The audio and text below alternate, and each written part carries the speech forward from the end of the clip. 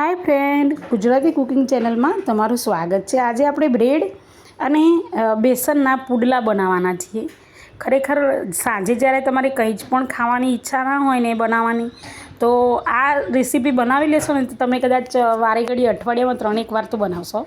તો આપણે શું કર્યું છે, અહીંયા બ્રેડ છે એની અંદર બેસનનું બેઝ બનાવી અને ઉપર રેડ્યો છે અને પાણી થોડું રેડ્યું છે। હવે અહીંયા મેં ટોટલ 3 બ્રેડ લીધી છે અને 1 વાટકી જે બેસન લીધું છે।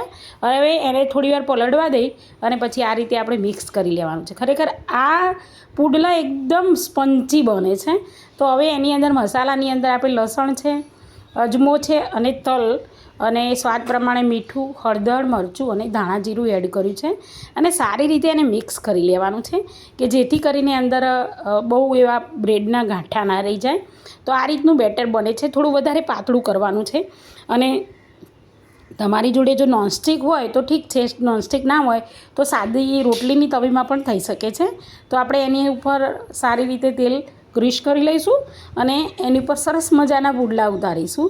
તો થોડા જાડા ખાતા હોય તો બેટર જાડું રાખવાનું અને પાતળા ખાતા હોય તો થોડું પાણી રેડી અને બેટર આ રીતે મૂકવાનું છે તવામાં અને સારા એવા મસ્ત પુડલા ઉતારવાના છે। થોડાક જાડા હશે ને તો મસ્ત સ્પંચી વધારે લાગશે, એટલે મેં અહીંયા એક જાડો ઉતાર્યો છે, બાકી પછી પાતળા પણ ઉતારી શકાય છે। બીજો મેં પાતળો પણ ઉતાર્યો છે। જુઓ કેટલા મસ્ત ઉપર એવું લાગે ને કે એકદમ ડ્રાય થઈ ગયું છે, એના પછી જ આપણે એને ઉલટાવવાનું છે, એ પહેલાં ઉલટાવવાનું નથી। તમે જુઓ કે પાછળથી કેટલો મસ્ત ટેસ્ટી બની ગયો છે અને સરસ મજાનો ચડી ગયો છે। તો આટલા સરસ વિડીયો બનાવું છું, કોઈ લાઇક, શેર કે સબસ્ક્રાઈબ નથી કરતું, એવું કેમ? પ્લીઝ મને કોમેન્ટમાં જણાવો કે તમને મારા વિડીયો કેવા લાગે છે, મારી રેસિપીઝ કેવી લાગે છે ને તમે ક્યાંથી જોઈ રહ્યા છો। જુઓ એકદમ નવા, એકદમ ટેસ્ટી અને ફટાફટ બની જાય છે। કેટલા સરસ મજાના પુડલા બને છે। હવે આ પુડલા છે ને આપણે જો ચટણી ઘરમાં ના હોય ને તો સોસ સાથે પણ મસ્ત રીતે છોકરાઓ પણ ખાય છે ને મોટાને પણ પેટ ભરીને ખવાય છે।